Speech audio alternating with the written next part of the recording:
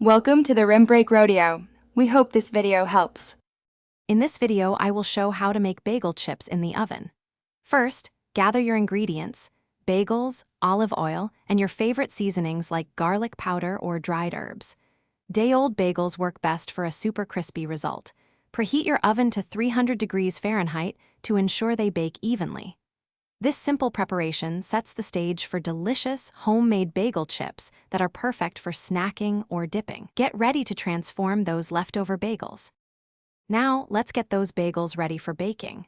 Carefully slice each bagel into thin, uniform pieces, aiming for about 1/4 of an inch thick.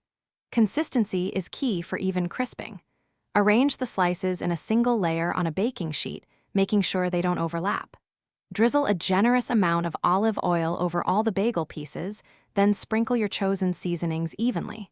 This ensures every chip gets that perfect flavor. It's time to bake your bagel chips to crispy perfection. Place the baking sheet into your preheated 300-degree Fahrenheit oven. Bake them for 10 minutes, then carefully remove the sheet and flip each bagel chip over. Return them to the oven and continue baking for another 8 to 12 minutes.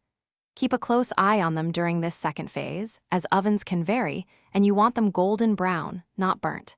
They'll be perfectly crunchy.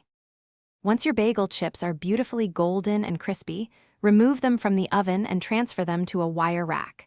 Allowing them to cool completely on the rack is crucial for achieving that ultimate crunch. Once fully cooled, store your homemade bagel chips in an airtight container at room temperature, where they'll stay fresh for up to 1 week. They're perfect for dipping or just snacking. Also, make sure to check the description for a link to those leak-proof containers and other great deals.